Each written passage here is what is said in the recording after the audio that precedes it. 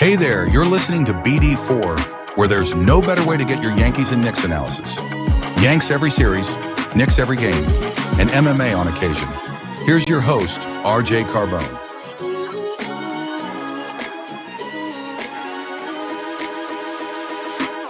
And a high drive into left center field. Stanley's going to watch another one fly.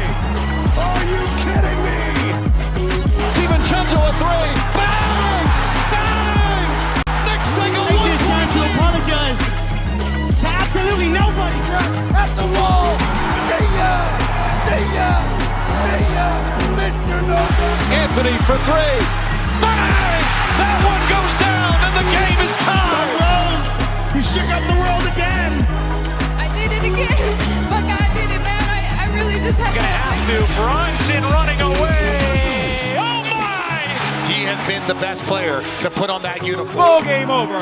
Yankees win. The Yankees win.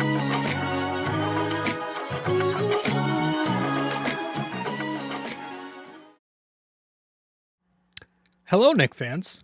Hello. It has been a while for my Knicks followers. I don't think we've spoken since the end of that Knicks-Pacers series.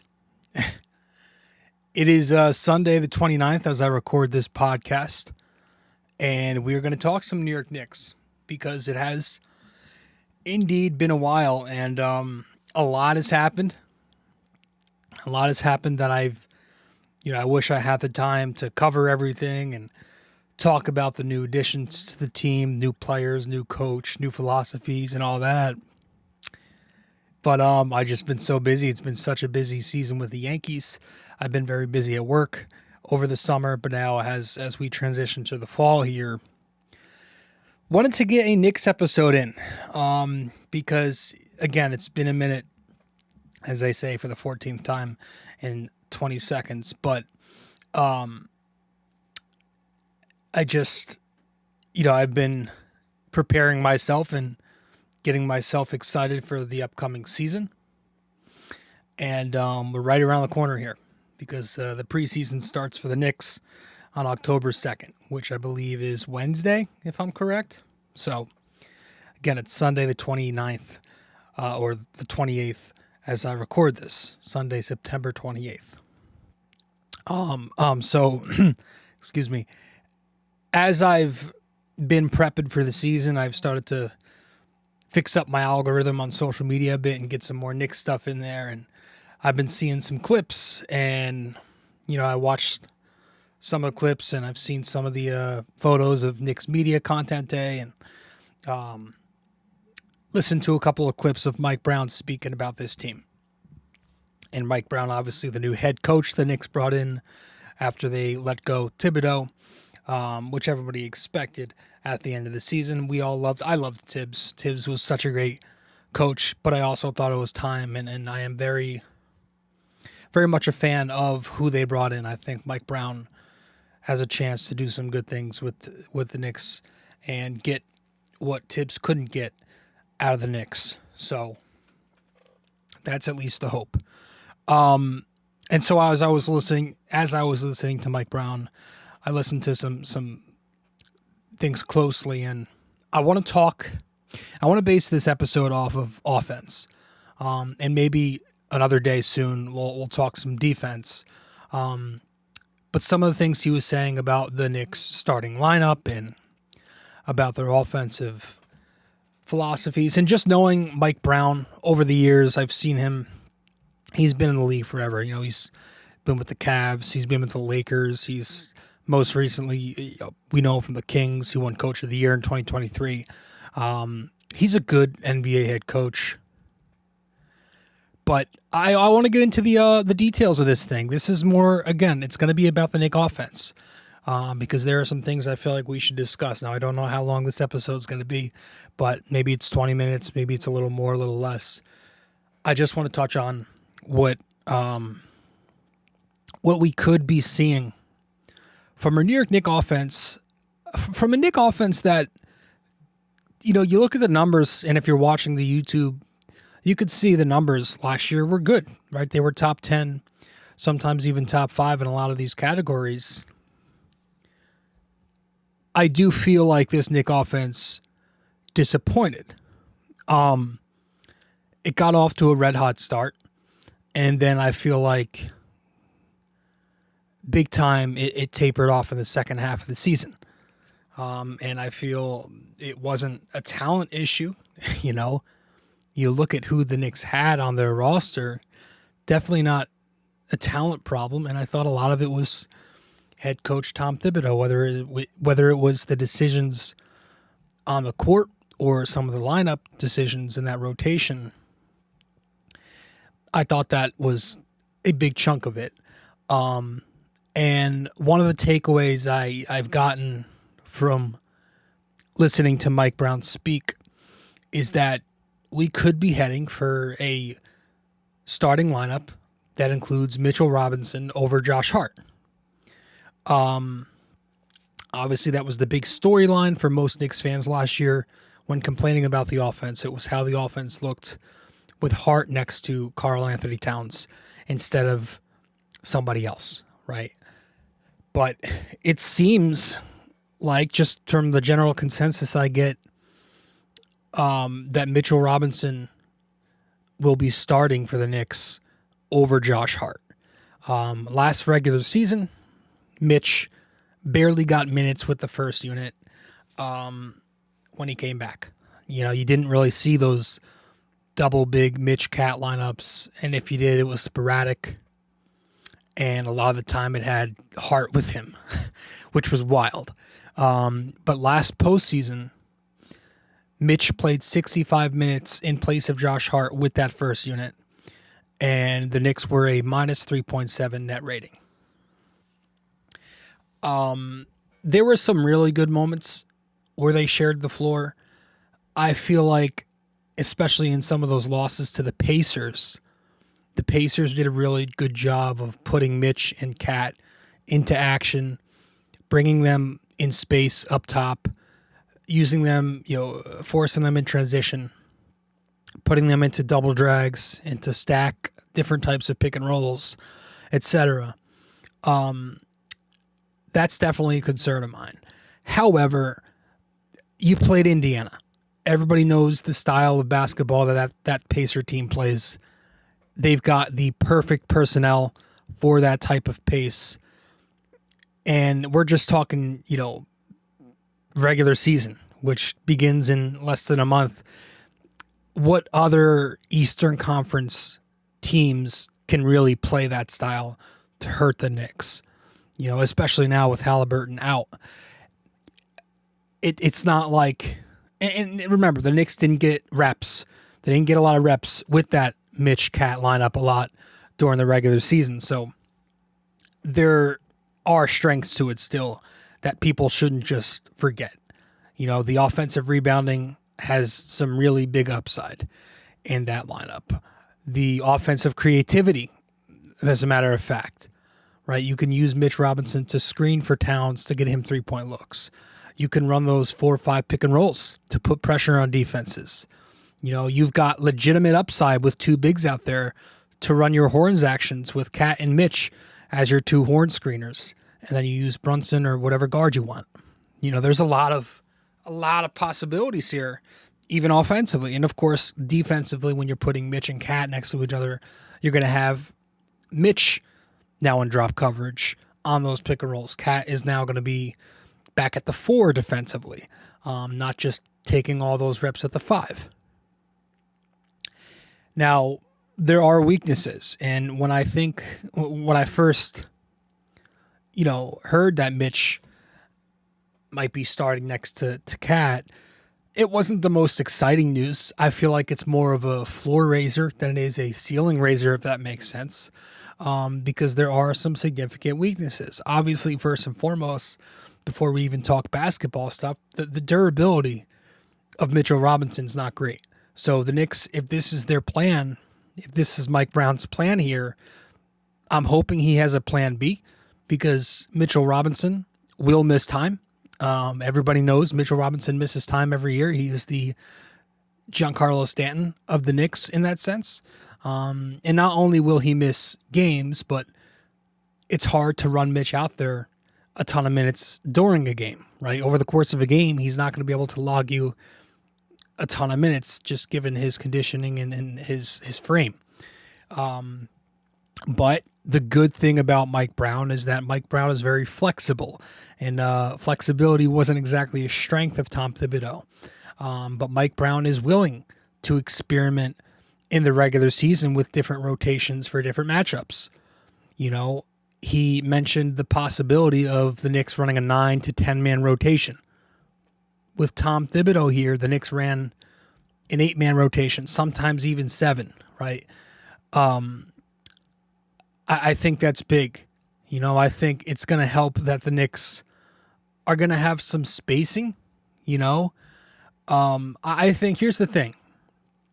Let me just see if I can, I feel like we're lagging here, so give me 1 second. Okay. Here's the thing about the spacing things. Like when people think you're putting Mitch next to Towns, the assumption is that the spacing won't be great and there will be issues because Mitch, much like Josh Hart, is not a floor spacer through shooting, right? But there is more gravity to Mitchell Robinson on the floor. There's more gravity to Mitchell Robinson on the floor than there is, and of course we're fucking lagging again here. I gotta get a new laptop. This Surface Pro is dog shit. This is starting to piss me off. Okay. Mitch Robinson has gravity because Mitch Robinson is able to create some spacing with his athleticism on the dunker spot. That will attract defenders. Like his vertical to be able to go up and grab lobs and to be able to go up and grab offensive rebounds, that's going to occupy any help defenders that are attracted to the lane. That's going to take them away from the lane, and they're going to have to be forced to stay attached to Mitch Robinson, right? That's going to help keep the driving lanes open. So you do have that. But yeah, like the big question, can Mike Brown optimize Karl Anthony Towns at the 4? Because Tom Thibodeau couldn't, right? With Towns and Hart playing with that first unit, the most minutes in the NBA, to have that lineup, Towns, Hart with the first unit, lead the NBA in minutes by a wide margin, but also at the same time be just 3.3 in net rating, that's a problem. And that's what Tom Thibodeau ran into. Because Towns at the 4 without Mitchell Robinson on the floor means that he's still defending as a 5. It just didn't make sense. While also having to play the 4 on offense because the big would be then on Josh Hart in ghost coverage. So Tibbs only got the negatives of playing Cat at the 4. But if Mike Brown starts Mitch over Josh Hart, then you're having, okay, Cat's at the 4 on offense, but he's also now at the 4 on defense with Mitch out there. So can Mike Brown optimize the Cat-Mitch lineup? It's interesting to think about, right? It makes you think because Mike Brown's style of offense, and again, somebody who's followed him closely, he's been one of my favorite coaches around the league. His style of offense is very quick.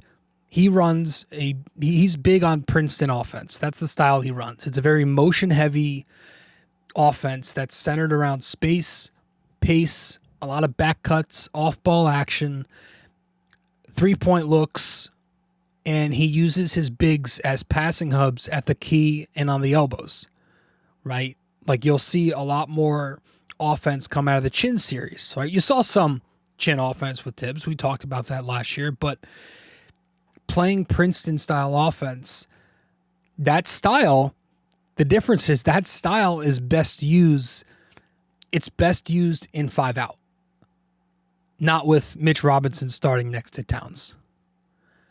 And you also have to think of who Mike Brown had when he was running that pace, right? Sabonis is much quicker and a much higher IQ decision maker with the ball than Cat. Cat is a stationary passer. Cat doesn't always make quick reads. He struggles to read help from the backside, especially if he's got the wing on him and they're going to bring the 5. And he will have the wing on him with the 5 shadowing to him when Mitch is out there.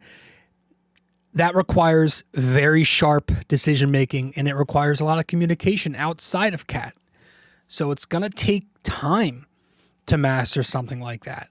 And there's also the flip side. Like, the difference between Cat and Sabonis is also that Cat's a really good shooter. He's a much more efficient, much higher volume 3-point shooter. He's arguably the best shooting big outside of KD, if you count him as a big. The defense, they can't sag on Cat because of his shooting gravity.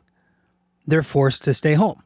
So that's going to create spacing, right? It'll open up lanes for back cuts, for drives, for off-ball actions. It'll open up those opportunities. But again, that style, I'll repeat it, works best if it's used with space, or else it completely defeats the purpose, right? The defense is just going to throw a wing to Towns to switch those actions. So I wonder, with that style of offense that Mike Brown plans to implement, do we see 5 out? How often do we see 5 out, I should say? Because we did not see a lot of 5 out under Tom Thibodeau. Because remember, Mitch Robinson is not the most durable. So even though he's going to be starting, most likely, what's he good for? 25 minutes tops in a game? What about the other 20-something minutes?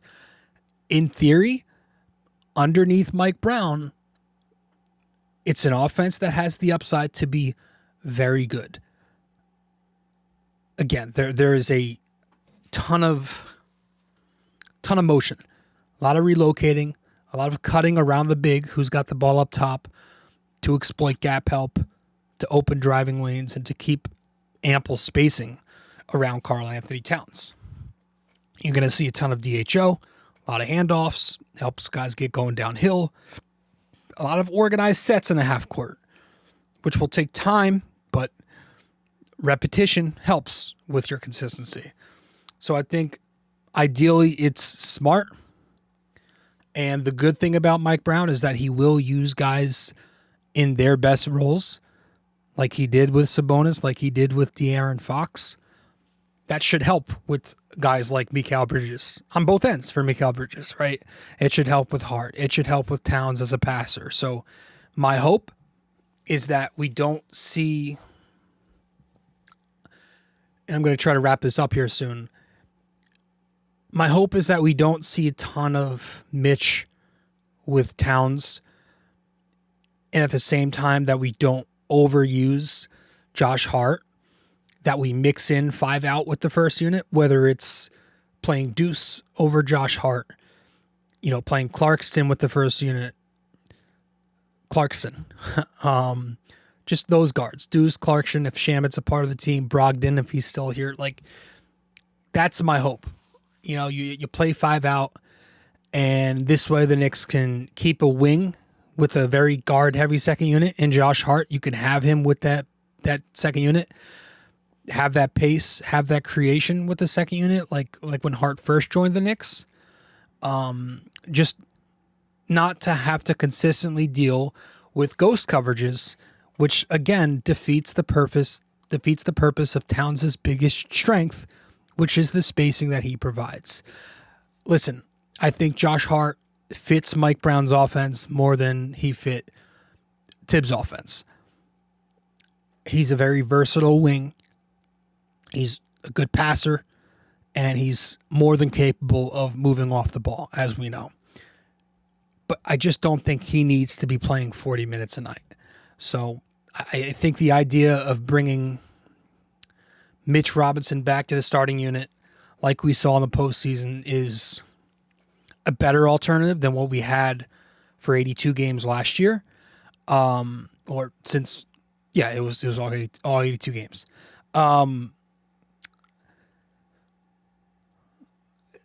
we'll see how the Mitch thing plays. I don't, last year, remember, there was that kind of slept on lineup where it was neither Mitch or Hart. It was Deuce coming in for Mikal. And that lineup was actually statistically one of their better lineups, one of the best lineups in basketball when they played with the first unit, when it was Deuce over Mikal instead of Josh Hart.